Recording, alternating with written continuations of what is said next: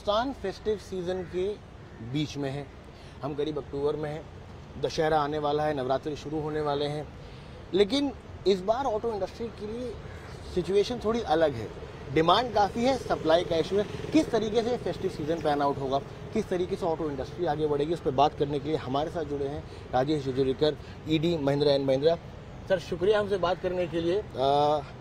अलग समय है थोड़ा ये ना, हम जब अक्सर बात करते हैं कि 2018 जो था वो एक पीक था और उसके बाद से चाहे इंडिया भी ग्रो करा है, इंडस्ट्री भी ग्रो करी है, लेकिन पहले कोरोना हो गया। अब आप किस तरीके से इंडस्ट्री को आगे बढ़ते हुए देखते हैं? जैसे हम लोग उत्कर्ष, पहले तो थैंक यू आप यहाँ आए हैं और हमारे कैंपस पे आए हैं, तो बहुत अच्छा लग रहा है आपसे मिलके हमारे ऑफिस में।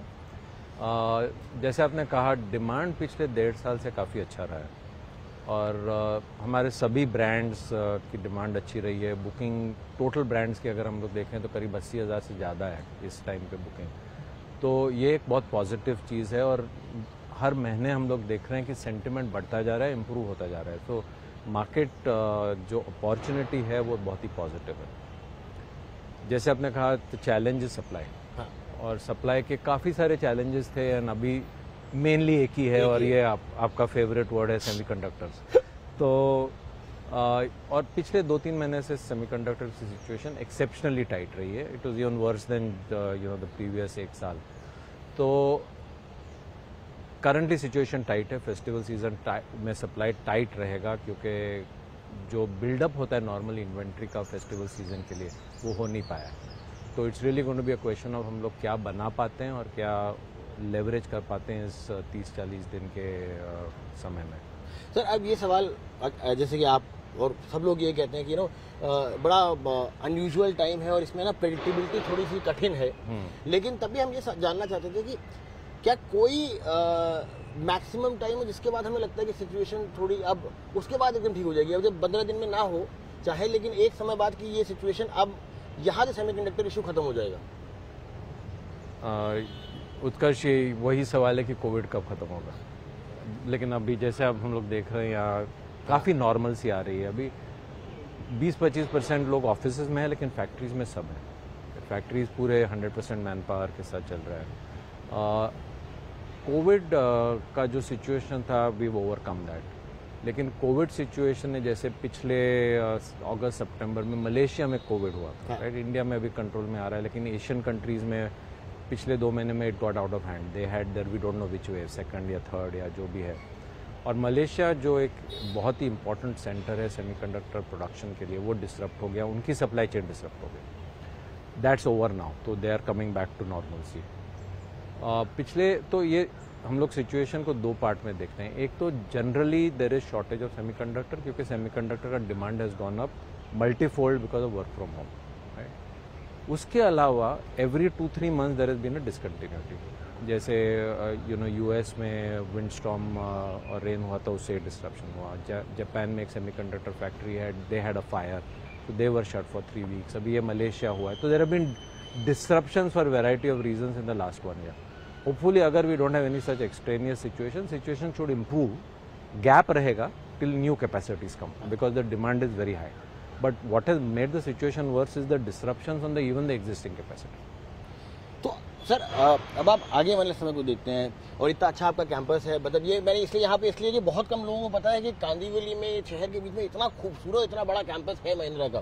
तो मैंने कहा ये हमारे दर्शकों को है ना, हम इस इंटरव्यू की वजह से इस कैंपस को भी थोड़ा देखने का मौका मिल जाए, वो भी आइडिया था। पर एक सवाल मेरा था कि हम ये बात करते हैं कि 2018 पीक साल था, उसके बाद से सिचुएशन जैसी आती गई। 2019 इतना अच्छा नहीं रहा हमारे लिए, 2020 कोरोना हो गया। आपको कब लगता है कि वो 2018 वाला नंबर पार होगा? देखिए, ये तो अभी एक मार्केट फोरकास्ट जो होता है एक स्पेक्युलेटिव चीज़ होती है। There are of course numbers, rational, all of that, right. The important driver is going to be government का क्या अप्रोच है मार्केट डिमांड क्रिएशन पे। We are seeing positive movement in that direction. काफ़ी सारे actions लिए जा रहे हैं जिससे इंफ्रास्ट्रक्चर स्पेंडिंग हो, गवर्नमेंट स्पेंडिंग बढ़ेगा, and we see that these are the things which fuel demand in the market, and that's why we are seeing positivity, right. अभी इस पॉजिटिविटी में supply situation is impacting the real outcome, And once supply stabilizes, then we'll know what is the real level of demand, Exactly. right? Because जब तक supply नहीं होता, you never know what is the real What is demand. the real demand? So I think we have to wait for a few months to see what is the real level of demand with supply coming in from most people. And then I think we should not be far from coming back to the glorious days of the auto industry. ये बड़ा और बहुत positive statement है आपकी तरफ से कि 2018 का जो नंबर है वो हम कुछ समय बाद शायद तक पा सकते हैं जब सप्लाई सिचुएशन बेटर हो। इस फेस्टिव सीजन की बात करें सर, कस्टमर्स भी थोड़े से परेशान है कि इस बार डिस्काउंट भी कम है, गाड़ी भी नहीं मिल रही है, आप लोगों की भी सप्लाई नहीं है। ऑल टोटल में कैसे देखते हैं आप, कैसे खत्म होगा ये पूरा festive season? Festive season is not going to be happy for customers, not going to be happy for anybody because there is a shortage, right? And her customer चाहता है कि हम लोग फेस्टिवल सीजन में अपनी गाड़ी ले आएं घर पे, and many are not going to be able to achieve that aspiration of theirs this season. So, but let's say this is a small problem in the nature of everything else that जो हमारे environment चल रहा है अभी. So I think we all have to get over this phase in our lives. This is a once in 100-year event, and hopefully it will be over and life will come back to normal. Exactly. थोड़ा और आगे तक चल लेते हैं sir. तो जैसे पहले कहते थे सर ठंडा मतलब कोका कोला, अब हो गया गाड़ी मतलब एसयूवी। और आप इस मूव को कैसे देखते हैं आगे बढ़ते हुए? आपको लगता है कि जो एसयूवीआइजेशन है गाड़ियों का, कि मैं भी एसयूवी, जो गाड़ी आती है वो कहती है मैं छोटी एसयूवी हूँ, मैं बड़ी एसयूवी, इसको आप किस तरीके से देखते हैं और क्या ड्राइव कर रहा है इसको? Actually it is not surprising Utkarsh, क्योंकि इंडिया एक ऐसे कंट्री है जिसमें joint family system is very prevalent more than any other part of the world. और जहाँ जॉइंट फैमिली में अगर लोग नहीं भी रह रहे हैं, they are always wanting to be connected with the family. It's a very family linked country, right? People want to be close to family, want to be close to friends. We are not in the western world ethos of कि हम लोग एक nuclear family style में ही रहेंगे और बाकी the relations you meet once in a year or something like that. India में ऐसे नहीं है, right? So ऐसे context में people want vehicles with little more space. So that is one factor. The other factor is the feeling that I am in control of the situation and I'm sitting in the car. मैं गाड़ी में बैठा हूँ तो लोग देख के कहते हैं कि हाँ ये कोई साइजेबल गाड़ी है। Absolutely. तो ये भी एक फैक्टर है कि लोग एसयूवी लेना चाह रहे हैं, बिकॉज इंडिया में car is a status symbol. At the end of the day हर जो गाड़ी खरीदता है एक स्टेटमेंट अपने आप के बारे में करना चाह रहा है, right? It's a reflection of who you are, और and SUV helps that, right? तो अगर आपको अप्रॉक्सीमेटली उसी प्राइस पॉइंट में अभी एसयूवीज आ रहे हैं तो naturally you will buy that, why buy a sedan. और आपको लगता है ये अभी चलेगा एसयूवी का जो? We think so. It's not unexpected, and of course naturally not everything is a pure SUV, क्योंकि बहुत सारे कार क्रॉसओवर प्लेटफॉर्म पे SUV टाइप बन रहे हैं, and they are SUVs but they are not really SUVs. So you will see, but we are seeing both. जैसे अगर हम लोग जो more fundamentally core SUVs बनाते हैं जैसे Thar, now you see the kind of demand for Thar. We have crossed 75,000 bookings in 1 year. XUV 700 की जो बुकिंग अब we will open tomorrow morning. We are expecting a very large booking number on a product like that. So it's also not just the small SUVs, it's really the big SUVs. XUV 300 की भी demand बहुत अच्छी रही है। हम लोग ने Bolero Neo launch किया, which is also doing very well. So I think we are seeing a strong move towards vehicles of this type. Sir हमारे पर्सपेक्टिव से भी, अगर महिंद्रा के पर्सपेक्टिव से बात करी जाए तो चीज़ें इस समय काफ़ी अच्छी चल रही हैं, क्योंकि ऑलमोस्ट हर प्रोडक्ट की एक अच्छी डिमांड दिख रही है। जैसे आपने XUV 300 की अच्छी डिमांड है, थार की अच्छी डिमांड है, XUV 700 की बुकिंग शुरू होने वाली है, अब बोलेरो नियो की अच्छी डिमांड है, और कुछ दिनों में अब एक और नई स्कॉर्पियो भी मार्केट में आ जाएगी। तो व्हाट वर्कड, क्या हुआ ऐसा पिछले जो 2 साल पहले की जो अप्रोच थी और अब में क्या बदला है कि अब एकदम हमारा जो हर दाव है वो एकदम सही पड़ रहा है? इस पे 2-3 चीज़ें। एक तो एज अ स्ट्रैटेजी हम लोग ने क्लियरली फोकस किया है कि what products will click under the Mahindra name, and luckily for us these were products in the pipeline. ये नहीं कि हम लोग ने ये 3 प्रोडक्ट 1.5 साल में बनाए, राइट? ये ऑलरेडी ड्राइंग बोर्ड पे थे, एग्जीक्यूशन स्टेजेस में थे, and we brought it to the market at a time when it clicked. The products I think are very bringing the strength of Mahindra DNA with modern technology. I think that's what's working, right? जैसे अगर आप थार देखें, people always wanted to own a Thar, but now they saw Thar जिसमें engines are very strong, quiet, noise levels are जैसे कि मैंने कहा vibration बहुत कम है, और ड्राइवेबिलिटी बहुत ही अच्छी है, और interiors are good, auto transmission है, right. So we are coming now with products with very good power trains, very peppy engines and with automatic, जैसे XUV 700 हो गया, gasoline, diesel, 5 seater, 7 seater, and the full variety, right? So seating options, powertrain options, automatic, manual. So it's giving customer that variety, and of course in the case of 700 जैसे देख रहे हैं बहुत ही latest technology हम लोग इस price point पे दे रहे हैं. तो it's combination of product and price. आप हमेशा ये कह रहे हो कि अब हम हार्डकोर एसयूवीज में ही रहेंगे, और जो प्रॉपर एसयूवीज हैं, जो एसयूवी का डीएनए है, उसी में हम अब अपनी प्रेजेंस और बेहतर करेंगे. कहाँ से कहाँ तक हम डिफाइन करेंगे एक प्रॉपर एसयूवी? या सो ये एक्चुअली हम लोग ने काम किया हुआ है इस पे कि क्योंकि ये सिर्फ ऐसे एक ब्रॉड लेवल स्टेटमेंट से प्रोडक्ट डेवलपमेंट टीम्स काम नहीं कर सकते. यू कैन टेल देम कि आप हम लोग एक कोर एसयूवी बनाएंगे, उनके लिए तो डेफिनेशन बहुत ही फाइनाइट होना है, right. And what we have done is जैसे ग्राउंड क्लियरेंस कितना होना चाहिए, सीटिंग हाइट कितना होना चाहिए, हाथ कहाँ तक आना चाहिए जब आप सीट पे बैठे हैं. So all of these have been defined with a range. तो जो भी एसयूवी के पैरामीटर्स हैं उनमें हम लोग ने कहा कि मिनिमम इतना चाहिए इस पैरामीटर पे. Of course you can go more on that parameter, but broadly this is the range in which will operate. अगर ये इनमें से 10 पैरामीटर्स में से कोई भी इस रेंज के नीचे जाएगा, then it's not a Mahindra, and it should not be in our product, right. तो our product should have a certain range on these key parameters. तो जो सर जो एक नया सेगमेंट अभी आ रहा है, इसकी शुरुआत हमने करी KUV 100 से, कि एक प्रॉपर एसयूवी नहीं, लेकिन एक हैचबैक और एसयूवी के बीच में एक बेटर ग्राउंड क्लियरेंस वाली, और अब उसमें आप जाके आप बाकी कॉम्पिटिटर्स को देख रहे हैं, तो क्या उसमें वापस हम कोशिश करेंगे? हम फर्स्ट मूवर्स थे, वहाँ पर हमें एक्सपीरियंस है, मार्केट कैसे चलता है.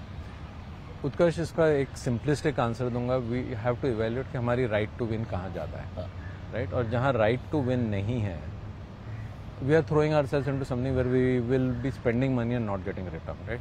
तो हम लोग डिफ्रेंशिएशन पे फोकस करेंगे, और अगर 20 लोग वहाँ ऑलरेडी है तो हमारी स्ट्रैटेजी क्या है, हम लोग कैसे अलग रहेंगे, और अगर अलग रहने का चांस नहीं है तो हम लोग को वहाँ नहीं जाना चाहिए, राइट. सो जैसे XUV 700 में we are very different, right. Thar में वी आर वेरी डिफरेंट, और हम लोग यही चाहेंगे कि हर जो प्रोडक्ट हम लोग लाएँ हैं वो एक अलग है, अलग चीज़ रहे, और जिसको देख के लोगों को लगे कि हाँ ये चाहिए, राइट. एंड दैट्स पुल. और हम लोग देख रहे हैं जब when we create products like that we are able to create pull. XUV 300 भी एक क्राउडेड सेगमेंट में है, लेकिन इट्स डिफरेंट, क्योंकि उसके प्रोपोर्शंस अलग है, उसका स्पेस अलग है, it is different, ground clearance अलग है, you see a greater height. So we believe it represents the Mahindra. Sir एक तो अब बात हुई यूवी की, अब बात हुई ईवी की. ईवी यूवी को जोड़ने तो EUVs एक सेगमेंट आएगा आगे आने वाले समय, आ चुका है. इसमें अब आप किस तरीके से ग्रोथ देखते हैं? इलेक्ट्रिक व्हीकल के बारे में बात बहुत सालों से हो रही है. 2 ऑटो एक्सपो जो मैंने ही देखे हैं जिसमें हम EVs की बात करते हैं, लेकिन अब फाइनली EVs हमें सड़क पे दिख रही है, EV हमें शोरूम्स में दिख रही है. क्या आपको लगता है कि अगले 2-3 सालों के अंदर, 3-4 सालों के अंदर हम एक अपनी सोसाइटी के अंदर कम से कम 3-4 EVs देखेंगे, सड़कों पे EVs देखेंगे, और जो चार्जिंग इंफ्रास्ट्रक्चर क्या उसके लिए तैयार है? तो हमारी जो असेसमेंट करंटली है कि जो 3 व्हीलर सेगमेंट है कमर्शियल यूज़, वो बहुत ही रैपिडली ग्रो करेगा, और हम लोग देख रहे हैं ऑलरेडी कि उसका जो डिमांड है वो पिछले कई महीनों में, यानी 6-7-8 महीनों में we are seeing a big increase. और उसका रीज़न ये है कि battery charging infrastructure not a big issue, because हम लोग शॉर्ट डिस्टेंसेस पे चलते हैं. इकोनॉमिक रिटर्न ऑपरेटर के लिए बहुत ही अच्छा है, because they run that many kilometres, और उन किलोमीटर्स में they get the cost return of fuel, maintenance, all of that. The other segment which we will not participate in is shared mobility, जो cars, taxis. I think that will also grow, क्योंकि उसमें भी economic viability आएगी, और they also run within city, short distances.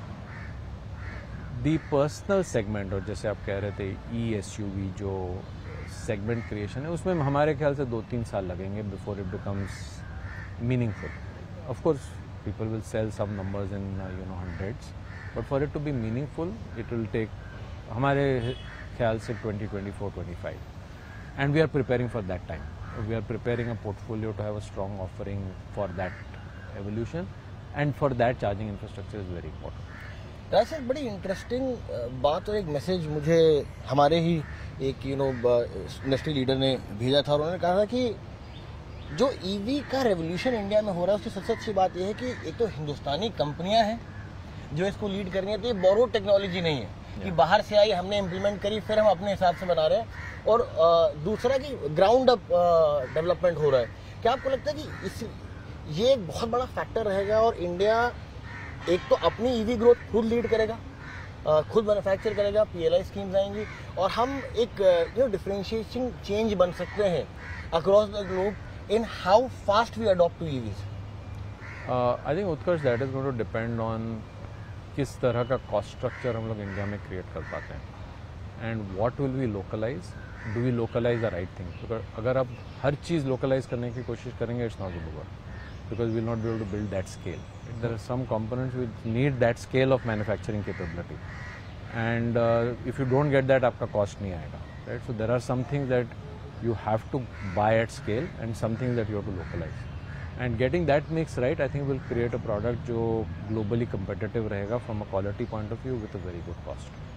और आपको लगता है PLI स्कीम के बाद से थोड़ा सा एक डेवलपमेंट आ गया, एक पुश भी है, सरकार भी चाहती है, चाहे वो इंटेंशन हो चाहे स्कीम्स के थ्रू हो, आपको लगता है कुछ दिनों में एक अच्छा इंफ्रास्ट्रक्चर, चाहे वो कंपोनेंट्स का हो चाहे वो कार्स का हो, बन सकता है ईवी का market?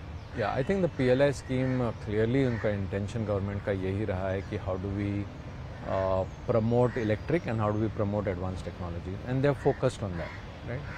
This is a clear message सभी इंडस्ट्री प्लेयर्स के लिए कि this is the priority and this is where we should put our money, और इससे होपफुली बहुत सारे global component players will get motivated to come and invest in India, and then that's part of the Atmanirbhar Bharat strategy. So I think overall I think that's the intention and hopefully will work in that direction. आखिरी सवाल before I let you go, आज हम 2021 में हैं, 2025-26 तक आपको आपके हिसाब से, नॉट अ कंपनी पर्सपेक्टिव, आपके हिसाब से कितना परसेंटेज आपको लगता है कि ईवीज मार्केट में आ जाएंगी?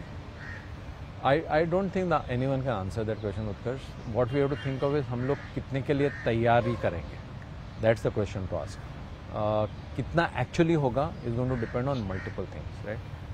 We have to think about customer preferences. We have to think about charging infrastructure. We have to think about cost and price, which are all unknown, right? तो finally कितना premium रहेगा over normal. That will drive the penetration. कितना charging infrastructure रहेगा, charging infrastructure के साथ किस range की गाड़ियाँ आएंगी. All of this is an important part of an evolution and a penetration, right? तो western world countries are moving faster and have worked on it for charging infrastructure, right? तो you will probably उन देशों में you are probably going to see a faster move. Consciousness about environment is also higher compare to what is there in India, right? So I think these things are all to be watched, but generally जो view experts की है at the moment is 3 to 4 years from now will be 10 to 15% and 6 to 7 years from now will be 25 to 30%. That's the general expert view on this topic. Hydrogen की भी हम बात करते हैं, हम हाइब्रिड की बात करते हैं, हम CNG की बात करते हैं, हम फ्लेक्स फ्यूल की बात कर रहे हैं, एथेनॉल की बात कर रहे हैं. क्या आपको लगता है सारे डेवलपमेंट एक साथ हो पाएंगे? हमें थोड़ा ज़्यादा, चाहे गवर्नमेंट हो या इंडस्ट्री हो, हमें एक ऑल्टरनेटिव की तरफ ज़्यादा फोकस करना चाहिए? तो ये Utkarsh step wise phase wise है, राइट? जैसे alternate fuels will start having an immediate impact, जैसे एथेनॉल बेस्ड, वो उनका पेनिट्रेशन 2-3 साल में हो सकता है, right? That will help also the nation from the stand point of bringing down our imports, which is an important national objective. EV penetration is the next phase of evolution, right? So I think the country is preparing for multiple phases. Of course, इससे manufacturers पे additional pressure आ रहा है because we are having to work on multiple initiatives. And the bottom line is, अगर industry growth बहुत ही अच्छा रहेगा, then these all make economic sense. अगर industry grow नहीं होती है, demand doesn't grow to the level at which we are expecting, then there is going to be too much investment for too small one. Sir, बहुत बहुत शुक्रिया हमसे बात करने का. Thank you. Thank you. Thanks a lot.